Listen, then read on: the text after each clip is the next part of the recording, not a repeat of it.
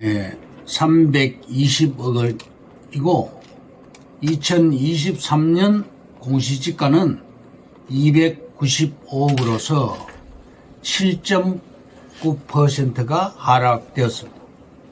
이명희 신세계 회장의 서울 용산구 한남동 자택이 8년 연속 공시가격 1위 자리를 차지했습니다. 2022년 공시지가가 311억 원, 2023년 공시지가는 280억 원으로서 9.9% 하락이 되었습니다. 다음, 매일경제신문에 신지안 기자가 12월 12일 보도를 했는데요. 천채 보유 빌라왕 사망에 보증금 못 받은 세입자 200명 발 동동. 수도권에서 무려 1139채 빌라를 사들인 빌라왕 김모 씨가 갑작스럽게 숨지자 세입자들이 전세 보증금을 돌려받지 못해 애를 먹고 있다. 이 소식을 접한 원희룡 국토부 장관은 서민들이 전세 피해로 눈물 흘리지 않도록 최선을 다하겠다고 밝혔습니다. 한국경제의 강진규 기자가 12월 15일 날 보도를 했는데요. IMF가 섬뜩한 경고를 했다. 거품 낀 한국 부동산 장기간 하락할 것이다. IMF는 많은 요인들로 인해 한국 주택 가격의 하방 위험이 커지고 있다고 설명했다. 작년 4분기를 기준으로 1년 후 주택 가격 상승률은 코로나19 초기보다 10% 낮을 것으로 예측을 했습니다. 다음, 주택 가격 하락으로 인하여 임대사업자 다주택자 규제를 완화한다. 지금 집값이 많이 떨어지고 있습니다. 토지 시장은 왜 한꺼번에 뛰는가? 개발 계획이 발표가 날 때 3배 오르고, 착공 시에 3배 오르고, 완공 시에 3배 올라서 합계 27배가 올라갑니다. 일반 땅이 아닌 개발지 땅이고, 돈 있는 사람들은 토지 보상 받은 것을 이야기를 절대 안 합니다.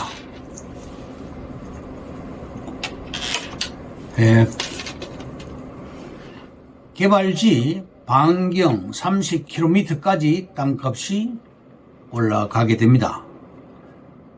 국토교통부에서 가장 눈여겨보는 곳이 바로 광명시흥 신도시입니다. 앞으로 10년간 한국을 먹여 살리는 곳 광명시흥 신도시가 확정되었습니다. 광명역을 중심으로 해서 배후에 180만 평의 테크노밸리가 들어가고 있습니다. 광명시는 서울권입니다. 남쪽에서 북쪽까지 싹 다 바뀌게 됩니다. 그 중심은 바로 광명역입니다. 과거에 투자를 해서 손해본 사람들은 손해복구를 하려면 광명에 투자를 해야 합니다. 6.25 사병급 호재가 터졌습니다. 광명 땅을 취급하는 것은 우리가 유일하게 취급을 하고 있습니다. 왜냐하면 물건이 나오지를 않습니다. 지주가 땅을 팔지를 않습니다. 또 땅값이 굉장히 비싸졌습니다. 우리 땅 주변에 배후에 지금 스마트밸리가 들어가고 있는데요. 개발을 안 하는 이유는 배후에 있는 탄약고 군사보호시설 때문입니다. 우리 땅은 공동주택지 또는 상업지구가 가능한 땅입니다. 서안양 박달 스마트밸리로 개발이 됩니다. 구성말 지구의 68개 필지 중에서 매물이 나온 것은 하나도 없습니다. 박달 스마트밸리 군사보호시설은 물러가게 됩니다. 즉각 해제가 되고 우리 땅부터 개발될 것입니다. 우리 땅 뒤쪽으로 국방부 땅 107만 평이 개발 확정되었고 탄약고가 지하로 들어가고 군사보호시설은 해제가 됩니다. 우리 땅은 하자가 없는 땅입니다. 또 도로에 접한 땅입니다. 개발지 내 비닐하우스들의 지주들은 최하 50억씩 보상을 받게 됩니다. 비닐하우스 한 동이 보통 600평에서 1000평 정도 되는데요. 평균 700평 되고 공시지가가 평당 400만 원 정도 돼서 시세는 1200에서 1600만 원 정도 되고, 그래서 700평이면 평균 1000만 원으로 봤을 때 무려 70억을 보상을 받게 됩니다. 비닐하우스 지주들이 어마어마하게 보상을 받습니다. 광명시의 경우 광명시형 3기 신도시가 메인입니다. 부동산은 호재에 살고 호재에 죽습니다. 인구가 늘어나야 좋아집니다. 이 신도시를 남북으로 가로지르는 세로로 지르는 경전철이 광명역으로 연결이 됩니다. 서울 마곡지구와 여의도, 광명신도시가 각각 거리가 12km 정도 되고요. 울산 현대자동차 일자리가 35,000개고 우리 광명 테크노밸리의 일자리가 40,000개 비슷합니다. 서울 구로구와 금천구에 붙어있는 광명시형 신도시 384만 평이 들어가게 되는데요. 이 신도시 안에는 집단 취락지구가 무려 24개가 있습니다. 수용 방식과 환지 방식으로 혼용 방식으로 개발이 될 것입니다. 판교와 여의도 상업지가 100만 평 정도 되는데요. 광명에도 상업지가 90만 평 있고 비슷한 규모죠. 그리고 신안산선이 2년 후에 개통되는데 이 신안산선이 신분당선하고 비슷합니다. 판교가 신분당선으로 인해서 떴지요. 결론을 말씀드리면 첫째, 국토부는 광명시형 신도시에 성부를 걸었습니다.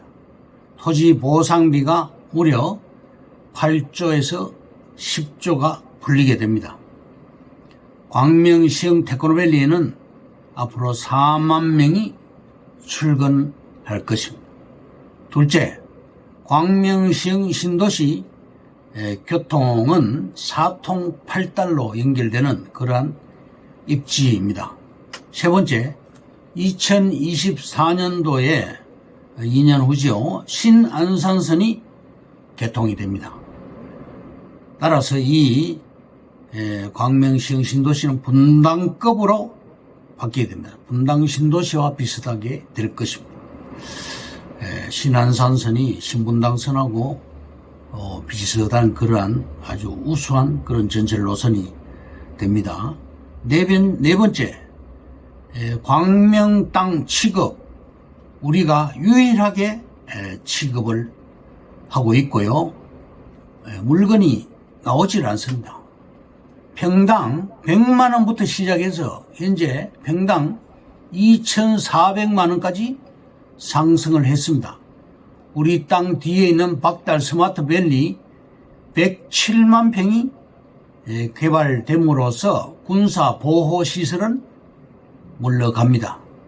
적각 해제되고 우리 땅부터 개발이 됩니다. 다섯 번째, 우리 땅 앞에 있는 프로지오 아파트 인접한 일종 주거지 땅값이 평당 3천만 원에서 현재 4천만 원까지 올라갔고, 한 개 상가가 17억 선입니다. 신안산선이 2년 후에 개통이 될 때는 평당 5천만 원으로 올라가게 되고, 우리 땅도 이와 똑같습니다. 광명 신도시 경전철이 광명역으로 연결됨으로써 5개 라인, 전철 5개 라인이 환승이 되는 펜투펄 환승역이 됩니다. 광명역. 광명은 분당, 판교, 상암처럼 변하게 됩니다. 다음, 오늘의 방송 주제인 내 돈 한 푼 없이 100억 원 만들기에 대해서 말씀드리겠습니다. 첫째, 임야를 개발하면 10배 상승도 가능하다. 둘째, 상상력이 큰 부자를 만든다. 셋째, 대형 국책 사업 주변으로 유동성이 몰린다. 넷째, 개발 바람이 불기 전에 매수를 하면 10배 이상 상승도 가능하다. 다섯 번째, 입지가 좋고 도로에 접해 있어야 분양이 쉽다. 여섯 번째, 개발 준공된 용지는 제2금융권에서 감정평가 후 감정평가액의 50%에서 60% 정도로 대출이 가능합니다. 일곱 번째, 투자자의 돈을 이용하라. 3년 기간에 10억을 빌려서 20억을 되돌려준다면 쉽게 투자자를 찾을 수 있을 겁니다.